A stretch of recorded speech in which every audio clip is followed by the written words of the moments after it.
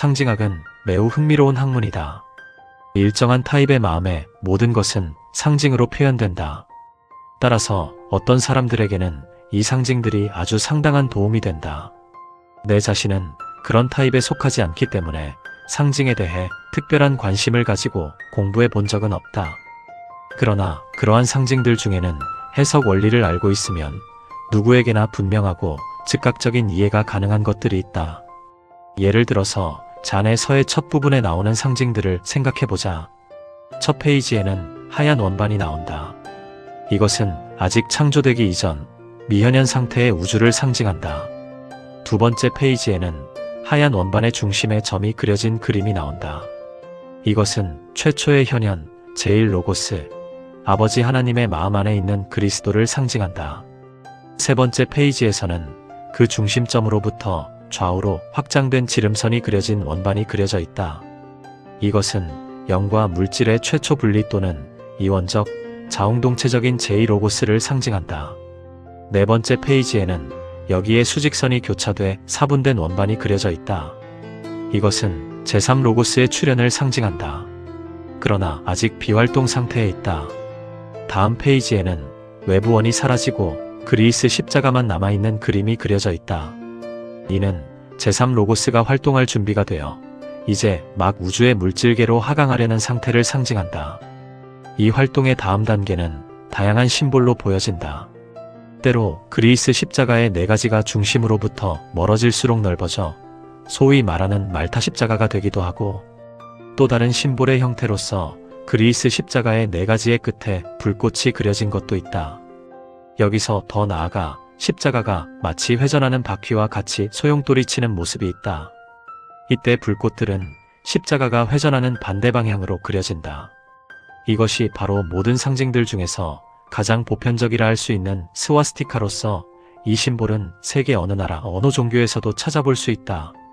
기독교에서 사용하는 보통의 라틴 십자가의 상징적 의미는 기독교 사상과는 아무런 관련이 없다. 라틴 십자가는 고대 이집트의 비전 의식과 깊이 관련되어 있는 것으로 제2로고스와 그의 물질계로의 하강을 상징하는 것이다. 우리는 잔의 서라는 책 자체가 매우 특이한 방식으로 고도로 자기화되어 있다는 사실을 아는 것만으로도 심볼의 이해에 큰 도움을 받을 수 있다. 그 책을 보는 은혜를 입은 학인이 손으로 책장을 쥐면 놀라운 효과가 그에게 미치게 된다. 그의 심안에 해당 페이지가 상징하고자 한 영상이 떠오르며 동시에 그의 귀에 그것을 설명하는 구절의 음창 소리가 들려온다. 이를 정확히 묘사하기란 매우 어려운 일이다. 그러나 그 체험은 참으로 놀라운 것이 아닐 수 없다. 내 자신이 직접 블라바츠키 여사가 필사한 잔의 서의 사본을 직접 보고 만져보았었다. 그것은 마스터 쿠투후미의 관리하에 있는 오컬트 박물관에 소장되어 있는 사본의 복사판이다. 원전은 샴발라에 있으며 오컬트 하이어라키의 수장이 보관하고 있다. 그 책은 분명 세계에서 가장 오래된 책임에 틀림없을 것이다. 사실 그 책의 일부분은 심지어 우리 세계보다도 더 오래된 것이라고 한다. 왜냐하면 그것은 이전의 체인기들로부터 넘어온 것이기 때문이다. 어떤 사람들은 그 책의 가장 오래된 부분은 우주 창조 과정의 기록일 뿐만 아니라 그런 창조 행위를 위한 일종의 지침서였다고 생각하고 있다.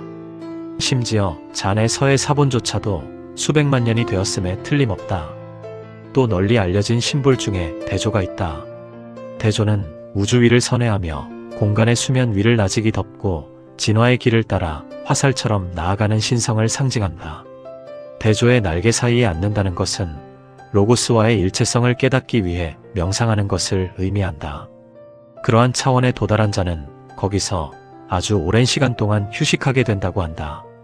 옴은 동일한 개념의 또 다른 표현이다. 옴은 제오 근원 인종의 성어이다. 이에 비해 아틀란티스 인종의 성어는 타우이다.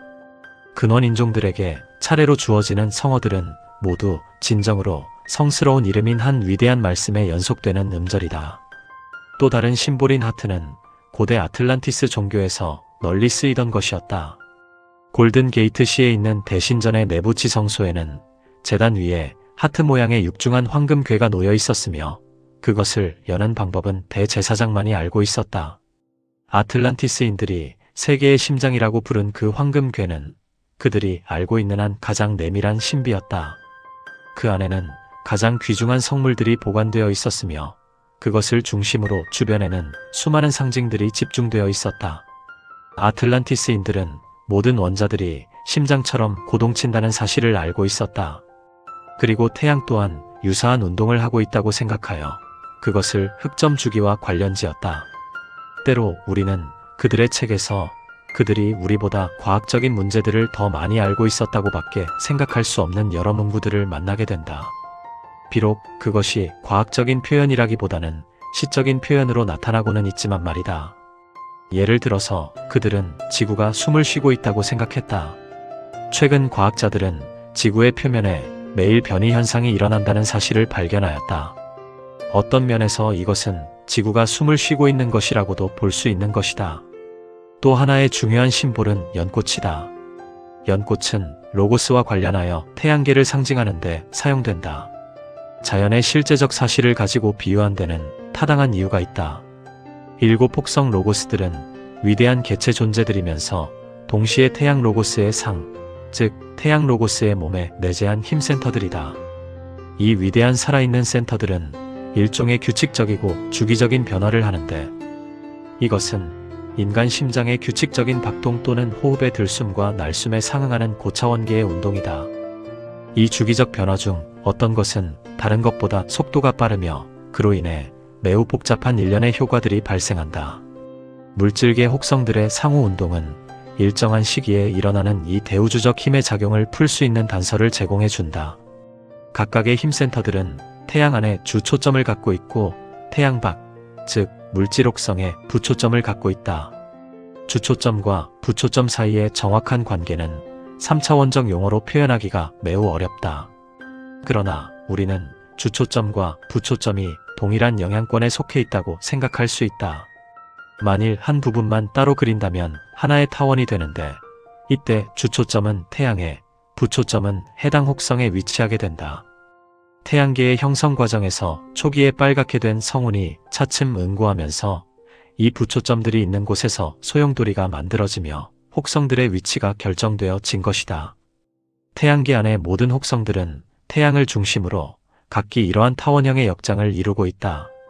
따라서 이러한 체계의 비유로서 많은 타원형 꽃잎들을 가진 연꽃을 선택한 이유를 이제 이해할 수 있을 것이다. 태양계를 연꽃으로 비유한 데는 훨씬 더 아름답고 깊은 사고를 요구하는 또 다른 이유가 있다. 우리가 혹성들을 볼 때 우리는 그것들이 따로따로 분리되어 있는 구로 보인다.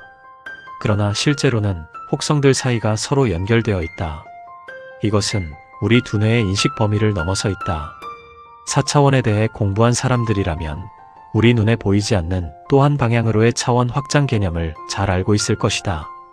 예를 들어 손바닥을 위로 향하게 하고 손가락을 벌려 컵 모양을 만든 후 종이 한 장을 그 위에 올려놓았다고 하자. 종이의 평면에 살고 있는 2차원 존재들은 손가락 끝과 종이가 만나는 작은 원들만을 인식할 수 있을 뿐 손 전체를 의식하지는 못할 것이다. 2차원의 존재에게 이 작은 원들은 완전히 분리되어 있는 것이다.